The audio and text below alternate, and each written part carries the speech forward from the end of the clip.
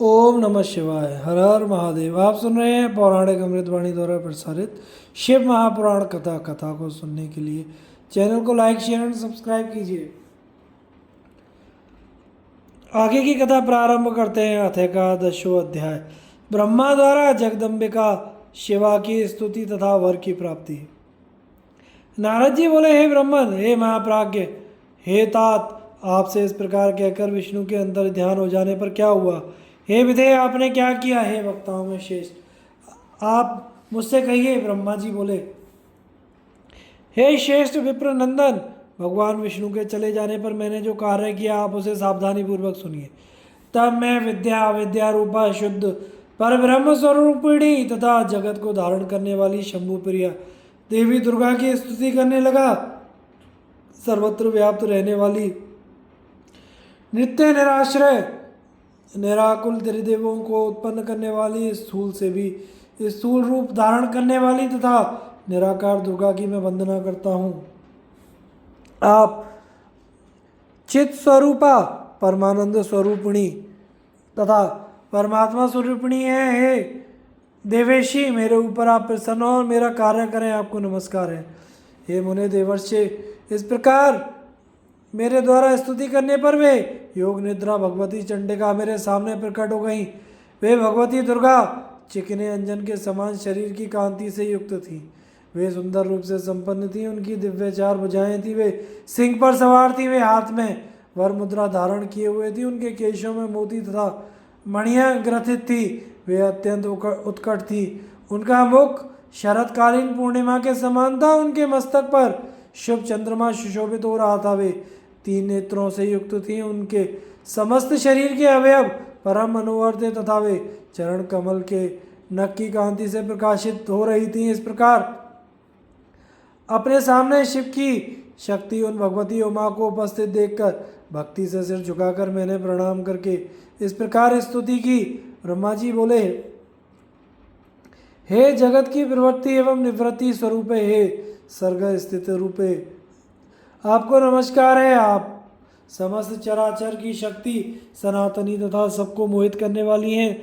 जो महालक्ष्मी भगवान विष्णु को माला की भांति हृदय में धारण करने वाली, विश्व का वरण करने वाली तथा सभी का पोषण करने वाली, जो महेश्वरी पूर्व में त्रिलोकी का सृजन करने वाली हैं, उसका संहार करने वाली हैं तथा गुणों से भी सर्वथा परे हैं, जो योगियों के लिए पूज्य हैं, मनोहर हैं, वे आप ही हैं। हे परमाणुओं की सार स्वरूप है, आपको नमस्कार है। जो यम नियमों से पवित्र हुए योगियों के हृदय में निवास करने वाली तथा योगियों के द्वारा ध्यान गम्य है। वे प्रकाश एवं शुद्ध आदि से युक्त, मोह से रहित एवं इस जगत को अनेक प्रकार से अवलंब देने वाली विद्या स्वरूपा आप ही हैं। आप कूटस्थ अव्यक्त एवं अनंत रूपा हैं। हे भगवती, आप काल रूप से इस जगत को धारण करती हैं। आप गुणों से युक्त होकर सभी प्राणियों में नित्य विकार रूप बीज उत्पन्न करती हैं। हे शिवे, आप तीनों गुणों के कारण रूपा हैं तथा इससे भी परे हैं। हे देवी, आप सत्व रज तथा तम इन तीनों गुणों के साथ ही पार्थिव विकारों से रहित तुरीय रूप हैं। आप इस जगत की तथा गुणों की हेतु भूता हैं। आप ही ब्रह्मांड में स्थित रहकर इस जगत की सृष्टि प्रलय तथा पालन करती हैं। हे संपूर्ण जगत की बीज स्वरूपे, हे ज्ञान तथा ज्ञेय स्वरूपिणी, आप सर्वदा जगत के हित साधन में तत्पर रहने वाली हैं। अतः हे शिव पत्नी, आपको सादर नमस्कार है। ब्रह्मा जी बोले, मेरी स्तुति सुनकर लोक का कल्याण करने वाली वे महाकाली सामान्य मनुष्य की भांति मुझ जगत सृष्टा से प्रेम पूर्वक कहने लगी। देवी बोली, हे ब्राह्मण, आपने मेरी स्तुति किस लिए की है, इसे आप ठीक से समझ लें। आप मेरे भक्त हैं तो उसे शीघ्र ही मेरे सामने निवेदन करें। मेरे प्रत्यक्ष रूप से प्रकट हो जाने पर कार्य सिद्धि निश्चित है। अतः आप अपनी मनोभिलषित बात कहें, मैं प्रसन्न होकर उसे निश्चित रूप से करूंगी।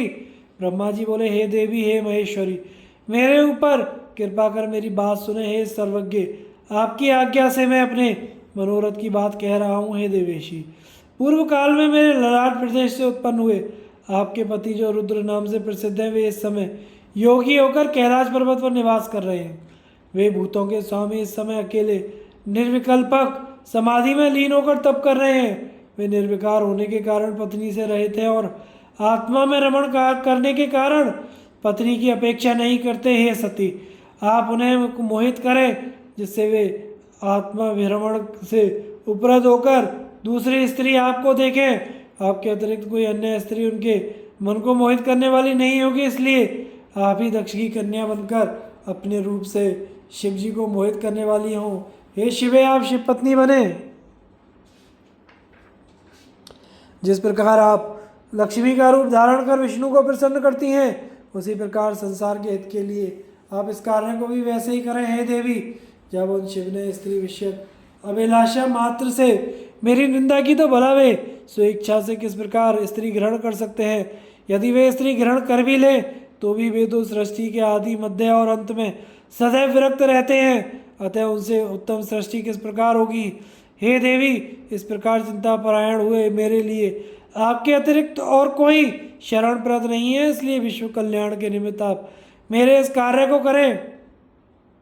शिव जी को मोहित करने में ना विष्णु, ना लक्ष्मी, ना काम और ना मैं ही समर्थ हूँ। हे जगन माता, आपके बिना कोई भी उन्हें मोहित करने में समर्थ नहीं है, अतः आप दिव्य रूपा दक्ष पुत्री के रूप में जन्म लेकर मेरी भक्ति के आग्रह से महायोगी शिव को मोहित करें और उनकी पत्नी महेश्वरी बने। हे देवेशी, इस समय दक्ष प्रजापति क्षीर समुद्र के तट पर आपको प्राप्त करने के उद्देश्य से मन में आपका ध्यान करते हुए दृढ़ व्रती होकर तपस्या कर रहे हैं। ब्रह्मा जी बोले, मेरे इस वचन को सुनकर वे जगदम्बिका शिवा चिंतित हो उठी और विस्मित होकर अपने मन में कहने लगी। देवी बोली, वेद वक्ता और जगत कर्ता ये विधाता महान अज्ञान से युक्त होकर कैसी बातें कर रहे हैं। अहो, ये महान आश्चर्य है। ब्रह्मा के चित्त में ऐसा दुखदायी महान वो कैसे उत्पन्न हो गया कि वे निर्विकार परमात्मा को भी मोहित करना चाहते हैं। ये ब्रह्मा मुझसे शिव जी के मुँह का वर चाहते हैं, इनका कौन सा लाभ है। वे प्रभु तो निर्विकल्प निर्मोह हैं, वे शंभु निर्विकार निर्गुण तथा पर ब्रह्म है। मैं तो सदा उनकी आज्ञा में रहने वाली दासी हूँ। वे स्वतंत्र परमेश्वर शिव भक्तों के उद्धार हेतु अपने पूर्ण रूप रुद्र के नाम से अवतीर्ण हुए हैं। वे रुद्र ब्रह्मा तथा विष्णु के भी स्वामी हैं और किसी भी प्रकार शिव से कम नहीं है। वे योग का आदर करने वाले, माया से रहित, मायापति तथा पर से भी परे हैं। अज्ञान से मोहित के ब्रह्मा उन्हें अपना आत्मज तथा सामान्य देवता समझकर मोहित करना चाहते हैं। यदि इन ब्रह्मा को वरदान ना दूं तो वेद की नीति भ्रष्ट होती है। अब मैं क्या करूं जिससे प्रभु महेश्वर मेरे ऊपर क्रोधित ना हो। ब्रह्मा जी बोले, शिवा ने इस प्रकार विचार कर मन से महादेव जी का स्मरण किया। तत्पश्चात शिव की आज्ञा पाकर वे दुर्गा मुझसे कहने लगी।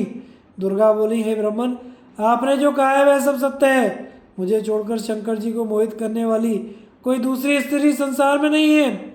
आपने जो कहा कि जब तक शंकर जी दार परिग्रह नहीं करेंगे तब तक सनातनी सृष्टि नहीं होगी, यह बात भी सत्य है। मुझ में भी महाप्रभु को मोहित करने का सामर्थ्य नहीं है, किंतु अब आपके कहने से दुगने उत्साह युक्त होकर मैं पूर्ण प्रयत्न करूंगी। हे विधे, अब मैं वैसा उपाय करूंगी जिससे शंकर जी मोहित होकर स्वयं स्त्री ग्रहण करेंगे। जिस प्रकार महाभागा लक्ष्मी जी विष्णु प्रिया है, उसी प्रकार मैं भी सती रूप धारण करके उनकी वशवर्तिनी प्रिया पत्नी बनूंगी। वे भी जिस प्रकार से मेरे वशवर्ती बने रहें, मैं भी उन्हीं की कृपा से वैसा ही यत्न करूंगी। हे पितामह, मैं दक्ष की पत्नी के गर्भ से सती रूप से जन्म लेकर अपनी लीला के द्वारा शिव को प्राप्त करूंगी। जिस प्रकार संसार में अन्य प्राणी स्त्री के वश में होते हैं, उसी प्रकार मेरी भक्ति से वे महादेव जी भी स्त्री के वशवर्ती बने रहेंगे। ब्रह्मा जी बोले, हे तात, मुझसे इस प्रकार कहकर वे जगदम्बा शिवा मेरे देखते देखते वहीं अंतर ध्यान हो गई। उनके अंतर ध्यान हो जाने पर मैं लोक पितामह ब्रह्मा वहाँ गया जहाँ मेरे पुत्र थे। मैंने उनसे सब कुछ वर्णन कर दिया। इस प्रकार शिव महापुराण के अंतर्गत द्वितीय रुद्र संहिता के द्वितीय सती खंड में दुर्गा स्तुति ब्रह्मवर प्राप्ति वर्णन नामक 11वां अध्याय पूर्ण हुआ। अथ 12वां अध्याय दक्ष प्रजापति के तपस्या के प्रभाव से शक्ति का दर्शन और उनसे रुद्र मोहन की प्रार्थना करना। नारद जी बोले, हे ब्रह्मन, शिव भक्त, हे प्राज्ञ, हे निष्पाप, आपने शिवा तथा शिव के कल्याणकारी चरित्र को भली भांति वर्णन किया और मेरे जन्म को भी पवित्र कर दिया। अब आप यह बताइए कि व्रत में दृढ़ता रखने वाले दक्ष ने तप करके देवी से कौन सा वर प्राप्त किया तथा वे शिवा किस प्रकार दक्ष कन्या के रूप में उत्पन्न हुई। ब्रह्मा जी बोले, हे नारद, तुम इन मुनियों के साथ शिव में भक्ति रखने के कारण अत्यंत धन्य हो। उत्तम व्रत वाले दक्ष ने जिस प्रकार तपस्या की और वर प्राप्त किया उसे सुनो। मेरी आज्ञा पाकर वे बुद्धिमान महाराज दक्ष प्रजापति उस कार्य की सिद्धि की इच्छा से चित्त को समाहित कर देवी जगदम्बा की उपासना के लिए गए। क्षीर सागर के उत्तर तट पर रहने वाली उन जगदम्बिका को हृदय में धारण करके उनका प्रत्यक्ष दर्शन करने हेतु तपस्या करने लगे। इंद्रियों को अपने वश में करके दृढ़ व्रति उन दक्ष ने देवताओं के 3000 वर्ष पर्यंत नियम पूर्वक तप किया। उन जगन्मयी शिवा का ध्यान करते हुए दक्ष ने कुछ दिन पत्ते खाकर, कुछ दिन जल पीकर, कुछ दिन निराहार रहकर, कुछ दिन वायु पीकर उस समय को व्यतीत किया। इस प्रकार वे सुब्रत दुर्गा के ध्यान में संलग्न होकर बहुत समय तक तपस्या करते रहे, अनेक नियमों से देवी की आराधना करते रहे। तब हे मुनिश्रेष्ठ, अहिंसा, ब्रह्मचर्य तथा आदि यमों से युक्त होकर जगदम्बा की पूजा करते हुए उन दक्ष के सामने जगदम्बा शिवा प्रत्यक्ष हुई। तब दक्ष प्रजापति ने उन जगन्मयी जगदम्बा को अपने सामने प्रत्यक्ष देखकर अपने को कृतकृत्य समझा। सिंह पर सवार, कृष्ण वर्ण वाली, सुंदर मुख वाली, 4 भुजाओं वाली, हाथों में वर अभय, नील कमल तथा खड़ग धारण की हुई, मनोहर लाल नेत्र वाली, बिखरे हुए सुंदर बालों से युक्त, जगत की जन्मदात्री सुंदर कांति वाली उन कालिका को प्रणाम कर दक्ष प्रजापति ने अपनी विचित्र वाणी से उनकी स्तुति की। दक्ष बोले, हे जगदम्बे, हे महामाये, हे जगदीश्वरी, हे महेश्वरी, आपने कृपा करके मुझे अपने रूप का दर्शन दिया है, आपको नमस्कार है। हे भगवती, हे आद्य, मुझ पर प्रसन्न हो। हे शिव रूपिणी, प्रसन्न हो। हे भक्तवर्धे, प्रसन्न हो। हे जगन माये, आपको नमस्कार है। ब्रह्मा जी बोले, हे मुने संयत चित्त वाले दक्ष ने इस प्रकार महेश्वरी की स्तुति की। तब उनके मनोरथ को जानती हुई भी वे दक्ष से कहने लगी। देवी बोली, हे दक्ष, मैं आपकी इस भक्ति से बहुत प्रसन्न हूँ, तुम्हारे लिए कुछ भी अधेय नहीं है, अतः अपना अभीष्ट वर मांगिए। ब्रह्मा जी बोले, जगन माता के इस वचन को सुनकर दक्ष प्रजापति अत्यंत प्रसन्न होकर शिवा को बारंबार प्रणाम करते हुए कहने लगे।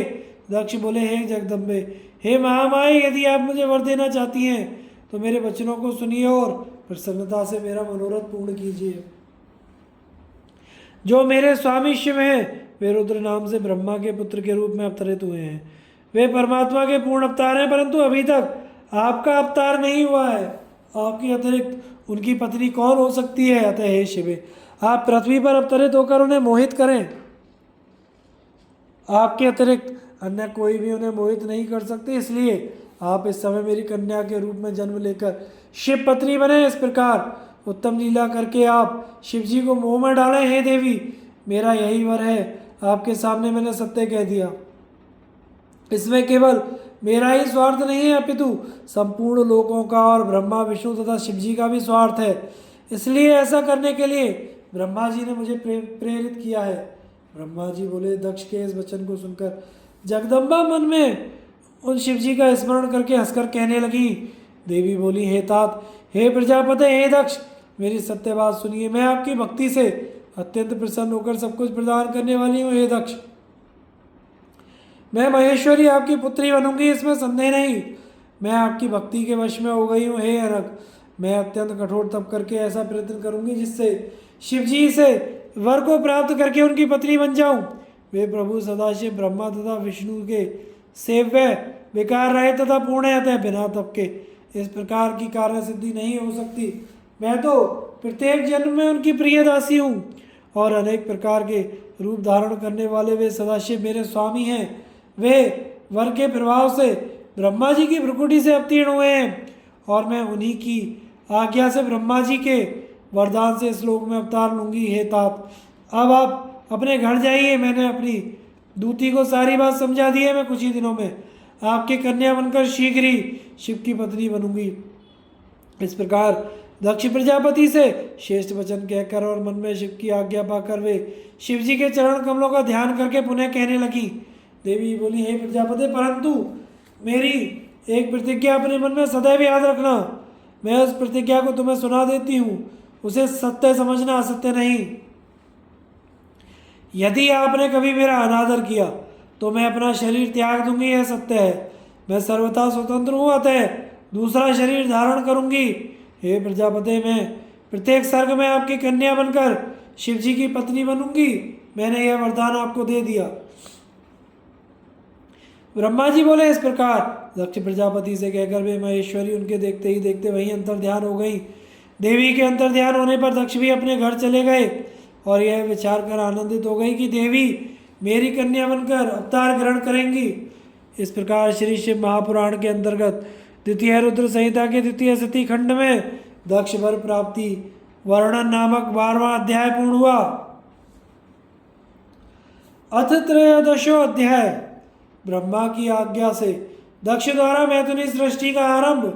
अपने पुत्र हर्यश्व तथा सबलाश्यों को निवृत्ति मार्ग में भेजने के कारण दक्ष का नारद को शाप। नारद जी बोले, हे ब्रह्मन, हे विधेय, हे महाप्राज्ञ, हे वक्ताओं में श्रेष्ठ दक्ष प्रजापति के घर चले जाने के बाद फिर क्या हुआ, यह सब वृत्तांत प्रीति पूर्वक कहिए। ब्रह्मा जी बोले, हे नारद, दक्ष प्रजापति ने अपने आश्रम में जाकर प्रसन्नचित्त हो मेरी आज्ञा से बहुत सी मानसी सृष्टि की, किंतु उस प्रजा सृष्टि को बढ़ता हुआ ना देखकर दक्ष अपने पिता मुझ ब्रह्मा से कहने लगे। दक्ष बोले, हे तात, हे ब्रह्मन, हे प्रजानाथ, मेरे द्वारा बनाई गई प्रजाएं बढ़ नहीं रही हैं। मैंने भली प्रकार से विचार करके देख लिया, मैंने जितनी भी सृष्टि की है वह उतनी ही है। हे प्रजानाथ, मैं क्या करूं? यह मेरी प्रजा किस प्रकार बढ़ेगी? आप कोई ऐसा उपाय बताइए जिससे प्रजाओं की सृष्टि क्रम का विस्तार करूं। ब्रह्मा जी बोले, हे दक्ष, हे प्रजापति, हे तात, मेरी उत्तम बात सुनिए, उसे कीजिए। हे सुरश्रेष्ठ, भगवान शंकर आपका कल्याण करेंगे। हे प्रजेश, पंचजन प्रजापति की जो असिकनी नामक सुंदर पुत्री है उसे आप पत्नी रूप से ग्रहण कीजिए। अभी तक आप पत्नी रहित होकर धर्माचरण करते रहे हैं, किंतु इस प्रकार की पत्नी में मैथुन धर्म से प्रबद्ध होकर जब आप सृष्टि करेंगे तब प्रजा बढ़ेगी। ब्रह्मा जी बोले, हे नारद, तब दक्ष प्रजापति ने मैथुन धर्म से प्रजा सृष्टि करने के लिए मेरी आज्ञा से वीरण की कन्या के साथ विवाह कर लिया। प्रजापति दक्ष ने अपनी पत्नी उस वीरणी के गर्भ से हर्यश्व नामक 10,000 पुत्रों को उत्पन्न किया। हे मुने, वे सभी पुत्र समान धर्माचरण करने वाले, पिता की भक्ति में तत्पर रहने वाले और सदा वेद मार्ग का अनुसरण करने वाले थे। हे तात, वे सभी दक्ष पुत्र अपने पिता की आज्ञा पाकर सृष्टि के उद्देश्य से तपस्या हेतु पश्चिम दिशा की ओर चले गए। वहाँ पर परम पवित्र नारायण सर तीर्थ है, जहाँ दिव्य सिंधु नदी तथा समुद्र का संगम हुआ है। उस तीर्थ के स्पर्श मात्र से उनकी बुद्धि अत्यंत निर्मल हो गई और पाप के दूर होते ही वे सभी परमहंस धर्म में स्थित हो गए। तत्पश्चात दृढ़ चित्त वाले तथा श्रेष्ठ वे दक्षपुत्र पिता की आज्ञा से बंधे होने के कारण प्रजा वृद्धि के लिए तप करने लगे। हे नारद, सृष्टि संवर्धन हेतु उन्हें घोर तप करते हुए जानकर और विष्णु का मनोगत अभिप्राय समझकर आप उनके पास गए और आदरपूर्वक आपने उनसे कहा, हे दक्षपुत्र हर्यश्व, तुम लोग पृथ्वी का विस्तार ना जानकर सृष्टि कर्म में किस प्रकार प्रवृत्त हुए हो? ब्रह्मा जी बोले, हे वे हर्यश्वगण, आपकी कही हुई बात सुनकर सृष्टि के विषय में सावधान होकर मन में बहुत विचार करने लगे। जो उत्तम शास्त्र रूपी पिता के निवृत्ति परक वचनों को नहीं जानता, वह मात्र गुणों पर ही विश्वास रखने वाली सृष्टि का उपक्रम किस प्रकार कर सकता है? वे परम बुद्धिमान दक्षपुत्र एकाग्र बुद्धि से ऐसा विचार कर देवर्षि नारद की परिक्रमा करके एवं उन्हें प्रणाम करके निवृत्ति मार्ग में परायण हो गए।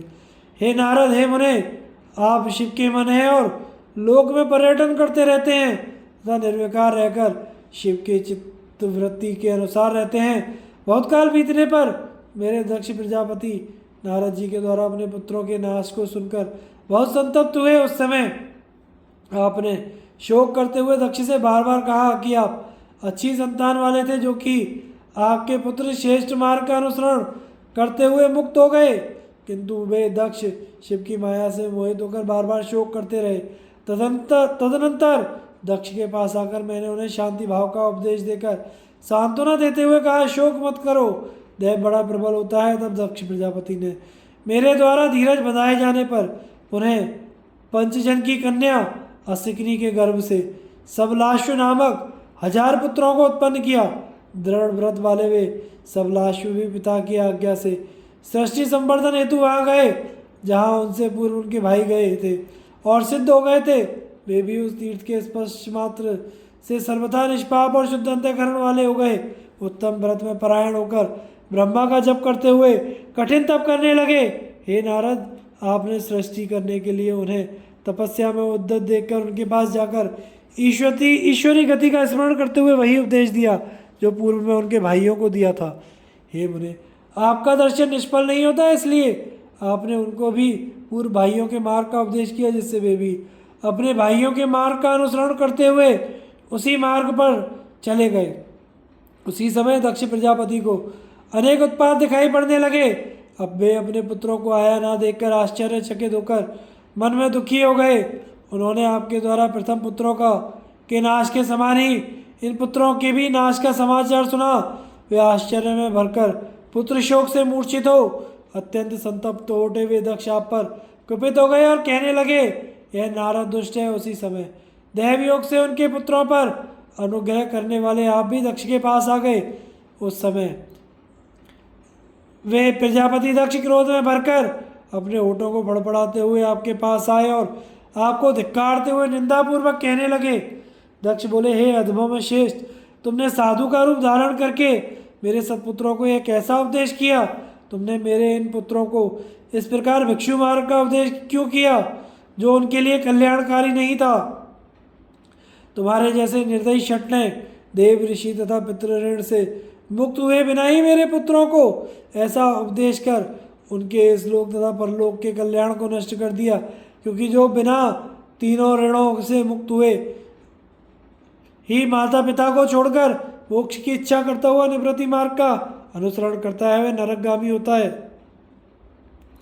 तुम निर्दयी अत्यंत निर्लज्ज हो, बालकों को बहकाने वाले तथा यश को नष्ट करने वाले हो। हे मूर्ख, तुम हरि के पार्षदों के बीच में व्यर्थ ही विचरण करते हो। हे अधमाधम, तुमने बार बार मेरा अहित किया है, इसलिए इस लोक में भ्रमण करते हुए तुम्हारा पैर स्थिर न रहे।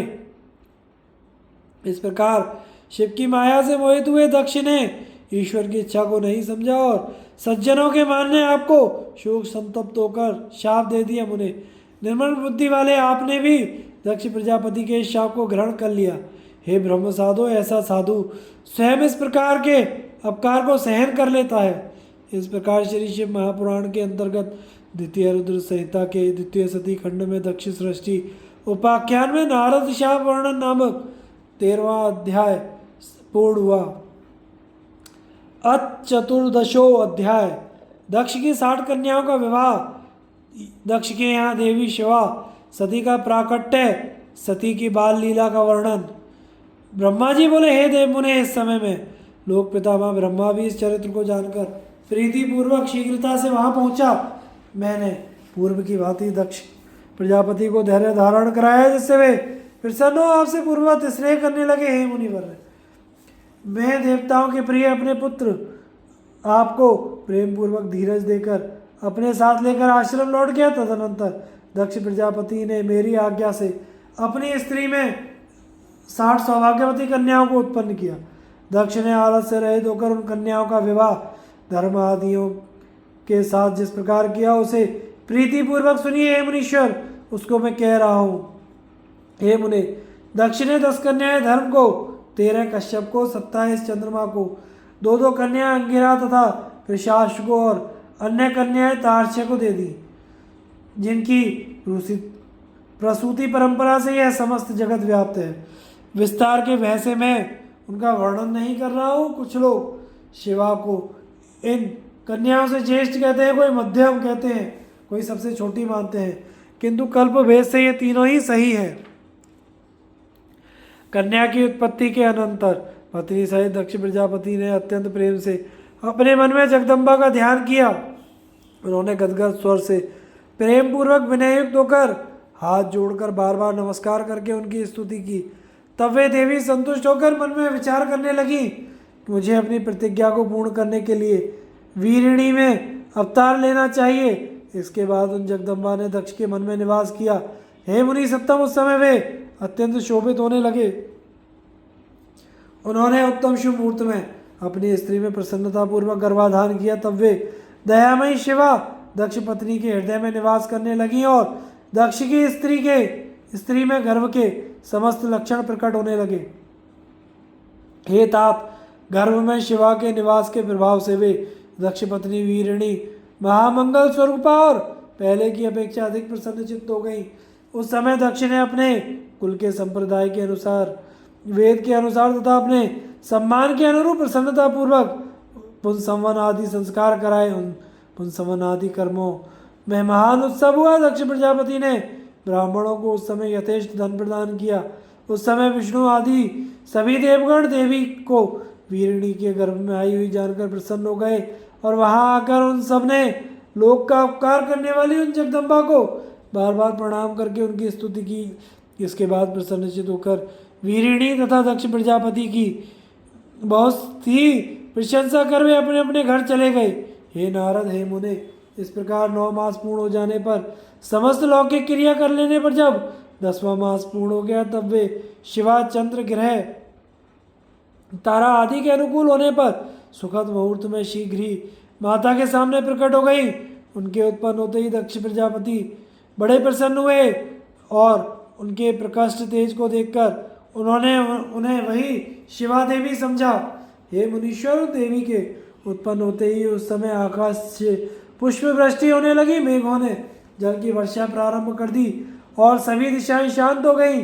देवता आकाश में स्थित होकर उत्तम बाजे बजाने लगे और शांत अग्नियां प्रज्वलित हो उठी। इस प्रकार सभी दिशाओं में मंगल ही मंगल हो गया। वीरिणी में उत्पन्न हुई उन जगदम्बा को देखकर दक्ष भक्तिपूर्वक हाथ जोड़कर उन्हें नमस्कार करके स्तुति करने लगे। दक्ष बोले, हे महेशानी, हे सनातनी जगदम्बे, आपको नमस्कार है। हे सत्य सत्य स्वरूपिणी, हे महादेवी, दया करें। वेद के ज्ञाता जिन्हें शिवा, शांता, महामाया, योग निद्रा तथा जगन्मयी कहा कहते हैं, आप उन हितकारिणी देवी को मैं नमस्कार करता हूँ जिन्होंने पूर्व काल में ब्रह्मा जी को उत्पन्न कर इस जगत की सृष्टि के कार्य में नियुक्त किया। उन परम जगन माता आप महेश्वरी को मैं नमस्कार करता हूँ जिन्होंने सदा संसार के पालन के लिए विष्णु को नियुक्त किया है। उन परमा जगन माता आप महेश्वरी को मैं नमस्कार करता हूँ जिन्होंने संसार के विनाश के लिए रुद्र को नियुक्त किया है। उन परम जगन माता आप महेश्वरी को मैं नमस्कार करता हूँ। सत्व रज तम रूपों वाली, सर्वदा समस्त कार्यों को साधने वाली तथा तीनों देवताओं को उत्पन्न करने वाली उन आप शिवा देवी को मैं नमस्कार करता हूँ। हे देवी, जो आपको विद्या अविद्या दोनों रूपों से स्मरण करता है, उसके हाथ में भोग तथा मोक्ष दोनों स्थित हो जाते हैं। हे देवी, जो परम पावनी शिवा स्वरूपा आपका प्रत्यक्ष दर्शन करता है, उसे विद्या तथा अविद्या को प्रकाशित करने वाली मुक्ति अपने आप मिल जाती है। हे जगदम्बे, जो अंबिका, जगन्मयी एवं दुर्गा तथा इन नामों से आप भवानी का स्तवन करते हैं, उनके मनोरथ पूर्ण हो जाते हैं। ब्रह्मा बोले, इस प्रकार जगन माता शिवा की स्तुति दक्ष प्रजापति ने की। तब से वे दक्ष से इस प्रकार कहने लगी जिससे माता वीरिणी ना सुन सकें। नाना प्रकार के रूपों को धारण करने वाली उन परमेश्वरी शिवा ने सबको मोहित करके इस प्रकार सत्य कहा, उसे केवल दक्ष ही सुन सके, अन्य कोई भी नहीं। देवी बोली, हे प्रजापति, आपने मुझे पुत्री रूप से प्राप्त करने हेतु पहले मेरी आराधना की थी, वह आपका अभीष्ट पूरा हुआ। अब आप पुनः तपस्या कीजिए। ब्रह्मा जी बोले, इस प्रकार दक्ष से कहकर देवी अपनी माया से शिशु का रूप धारण कर माता के पास रोने लगी उनका रोदन सुनकर, और उसे स्त्री का शब्द जानकर स्त्रियां और समस्त दासियां भी आश्चर्यचकित हो प्रीतिपूर्वक वहां आई। असिकनी की सुता के रूप को देखकर सभी स्त्रियां परम प्रसन्न हुई। उस समय समस्त नगरवासियों ने भी जय जयकार किया। नगर में गाने बजाने के साथ महान उत्सव होने लगा। पुत्री का सुंदर मुख देखकर असिकनी तथा दक्ष परम प्रसन्न हुए। दक्ष प्रजापति ने विधि पूर्वक वेद विहित कुलाचार किया और ब्राह्मणों को दान किया, अन्य लोगों को भी बहुत सा धन दिया। वहाँ सभी और मंगलाचार पूर्वक गायन और नृत्य होने लगे और शिव अनेक प्रकार के बाजे बजाने लगे। शिवा के जन्म के समय विष्णु आदि सभी देवगण अपने अपने अनुचरों तथा मुनियों के साथ आकर यथाविधि अनेक उत्सव करने लगे। दक्ष कन्या के रूप में अवतरित हुई उन परमेश्वरी जगदम्बा को देखकर देवताओं ने विनय पूर्वक उन्हें प्रणाम किया और अनेक प्रकार के उत्तम स्तोत्रों द्वारा उनकी स्तुति की। सभी देवता प्रसन्न होकर जय जयकार करने लगे और दक्ष तथा वीरिणी की विशेष रूप से प्रशंसा करने लगे। दक्ष ने प्रसन्न होकर विष्णु आदि देवताओं की आज्ञा से सभी गुणों से संपन्न होने के कारण उस प्रशस्त अंबिका का उमा यह नाम रखा। उसके बाद लोक में उनके अन्य नाम भी पड़े जो मंगल करने वाले तथा लोगों का दुख दूर करने वाले थे। उस समय दक्ष प्रजापति ने हाथ जोड़कर विष्णु मुझ ब्रह्मा तथा संपूर्ण मुनियों तथा देवताओं की स्तुति करके भक्ति पूर्वक सभी लोगों का पूजन किया। तदनंतर विष्णु आदि सभी देवगण दक्ष की प्रशंसा करके शिवा तथा शिव का स्मरण करते हुए अपने अपने स्थान को चले गए। उसके बाद माता ने भी यथोचित रूप से उस कन्या का संस्कार कर बालकों की स्तनपान विधि से उसे अपना दूध पिलाया।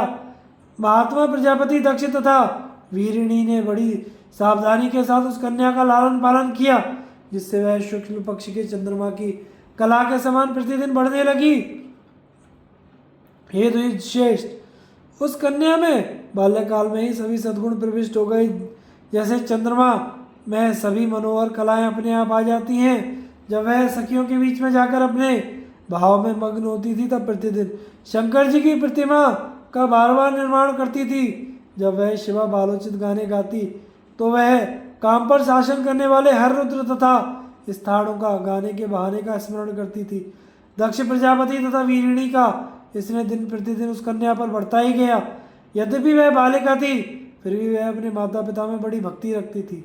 सभी बालोचित गुणों से परिपूर्ण वह उमा देवी अपने घर के सभी कार्यों को निपुणता से संपन्न कर प्रतिदिन अपने माता पिता को संतुष्ट करने लगी।